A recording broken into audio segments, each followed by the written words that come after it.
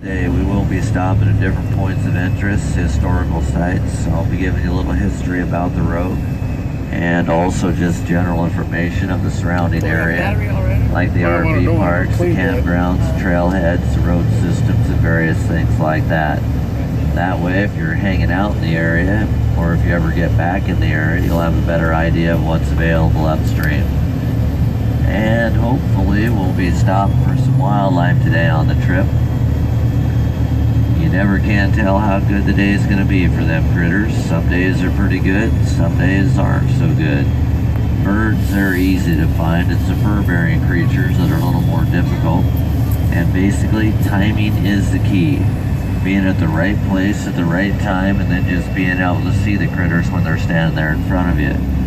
It does help if you guys kind of watch for wildlife along with me, because I definitely don't see everything back here. I do have to keep my eyes on the river part of the time, and I'm sure you'll appreciate the fact that I do pay attention to where we're going once in a while. So just be looking for the critters like the deer, bear, otter, mink, muskrat, raccoon, coyote, cougar, bobcat, civet cat, beaver, squirrel, fox, and elk. If you see any of those, just get my attention back here any way you can. Turn around, wave at me, throw something at me, whatever it takes, I'll be glad to stop. If you have a camera and you want photos, be handy with your cameras, but also remember this is a boat ride. Sometimes you do get a little spray in the boat. Just ask the scout back on the back right corner here. She already got just a little bit of spray already. Shouldn't be bad, like I said, down below Agnes, but I'll warn you again before we head up into the whitewater. And if you do have a camera and you like scenery shots, I can guarantee you lots of pretty scenery to take pictures of on the trip today. All up and down the river, there are shots that can be taken. If you need to get clear of the windshield or a few heads in front of you, you are welcome to stand up in the boat to take those scenery shots. Just pop up, take your scenery shot, and then sit back down. It's not a good idea to stand up in the middle of a rapid or just prior to one, because I kind of need to see where I'm going.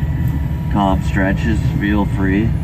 You might remember one thing though, if you do stand up to take that scenery shot, you feel like you're starting to lose your balance and fall in. Make sure you take the person next to you, because I don't stop for just one.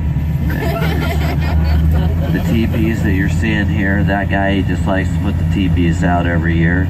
I don't really know why, because they have no significance to this area.